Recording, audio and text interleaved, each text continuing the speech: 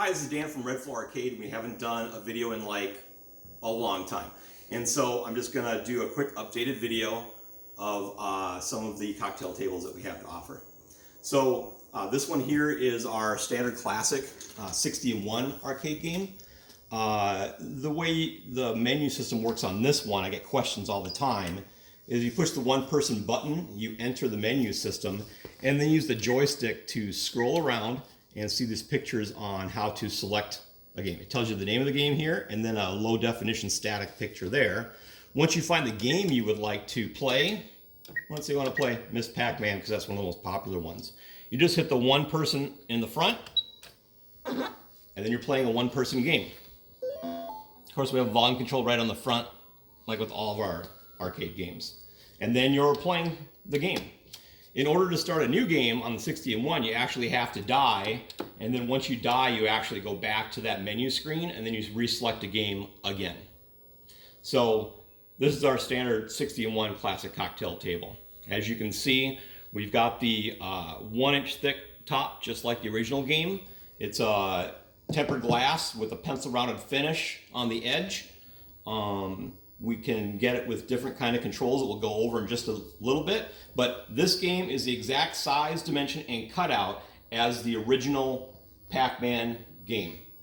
We also use 19-inch monitors inside, which are a 5:4 screen ratio. What that means is that it's more of a square screen ratio, just like the original game. So Miss Pac-Man looks like a circle when she's running around. If you use like a 22-inch screen or a wide screen, it actually pulls the screen out by 2 inches. Now Miss Pac-Man is an oval, so she's gone on a diet and she's running all over the screen. So we only use square monitors here at Red Floor Arcade.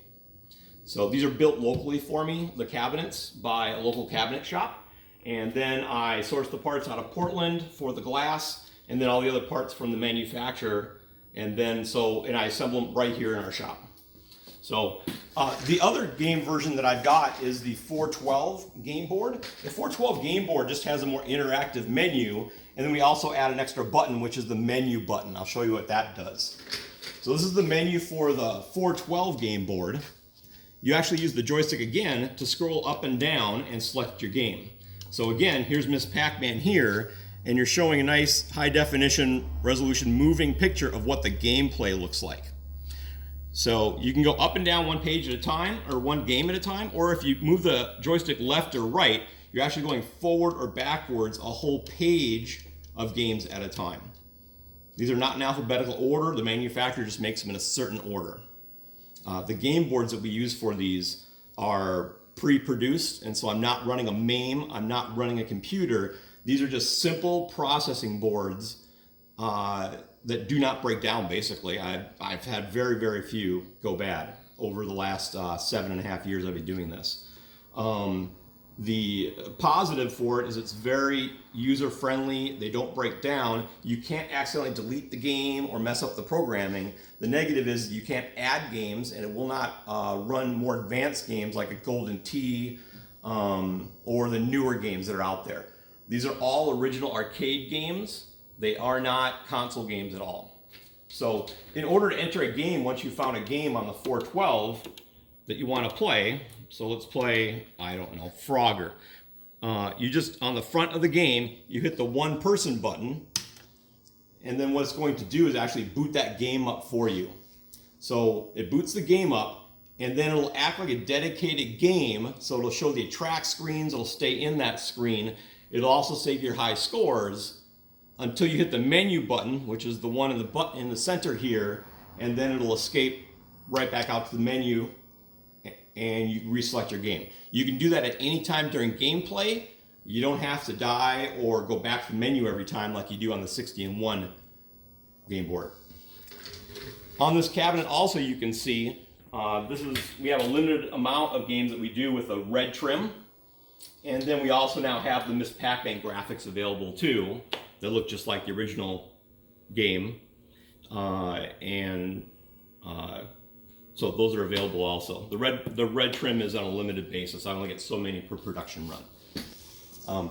Here's the same thing. It's a 412 game again, but this has the light up controls. So in light up controls we have usually blue on one side And then on the opposite side, I usually do red controls on the opposite side. I also have green available that looks really, really good if you happen to be a Seattle Seahawks fan or a Sounders fan, or you just like red and green. Green looks very vibrant. It looks true to color. And then this has our standard graphics on it. A new control panel that we're doing here is the center joystick. I get lots of questions on why do you do the joystick on the left-hand side. It's basically because that's how all the original games were done. You used your right hand for rapid firing and the left hand to drive with. Well, this one, of course, you know, the Pac-Mans usually just had one joystick. So we extended the control panel here on the side, and then you've got a center joystick. This button and this button are the same, they're interlinked, and so you can play left or right-handed on this joystick, or this control panel style. Again, this is a 412 game board, and so this is something that we're just developing now, and it's ready.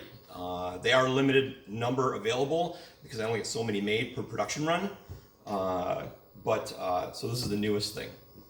The other question that I get a lot on these is what's the difference between the light up joystick and the non-light up, the classic joystick. So here's the control, here's the two control panels side by side. What the difference is on the classic, here's your button configuration, is exactly like the regular buttons that you've got in the arcade. They're the exact same thing. Here on the back, this diamond design is a guide on the back, so it will only let you do up, down, left, or right when you're playing Pac-Man. So it's a four-way joystick. This is the limiter on there, so you can't accidentally go at diagonals.